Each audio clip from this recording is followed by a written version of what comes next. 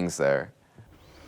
Absolutely. I mean, Gaza is essentially a warehouse for refugees. It is an open air prison. It's been under a medieval siege by Israel for the last 15, almost 15 years. You had the Israeli military chief right before they actually left Gaza say that they wanted Hamas to take control of the Gaza Strip so that everyone in Gaza could be deemed a hostile entity. And that was actually revealed in a WikiLeaks cable. So Israel wants Hamas to be used as a scapegoat so they could just collectively punish the 2 million residents who live in Gaza. This is an area that's completely partitioned off. It's one of the most densely populated areas in the world, 5 miles by 25 miles long. The people there have no mobility. This is the most fundamental, basic human right, is the freedom of movement. They cannot leave. You cannot go outside without permits authorized by Israel. So, for example, let's say you are diagnosed with breast cancer and you live within the Gaza Strip. Well, you'd be very lucky if you're able to get outside medical treatment. And that's why the survivability for breast cancer rates in Gaza is around 30%.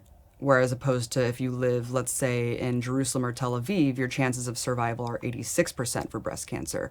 Once we saw the Great March of Return spark off, and of course that did spark off because the situation is completely unlivable. Even the UN said that it's an uninhabitable situation and it would be completely uninhabitable by 2020. Well, it's 2021.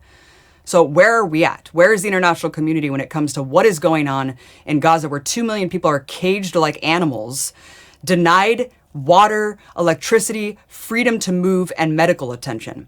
What do you think's going to happen? You think these people aren't going to retaliate when you torture people and push them to the brink? Of course they're going to. But of course, Israel will use any sort of retaliation and cloak itself in this self-righteousness of, oh, well, we need to defend ourselves from these rocket attacks that are just indiscriminately fired. Meanwhile, they have targeted munitions that target entire residential neighborhoods and families while they sleep in bed. And you mentioned the death toll is now up to 24 people, 9 children, 9 children. You know, it's just unfathomable and unconscionable what Israel does to collectively punish anyone living in Gaza. And of course, the Great March of Return sparked off, and that's where you saw tens of thousands of people peacefully protesting their caged existence. Ahmed Abu Artema said that he saw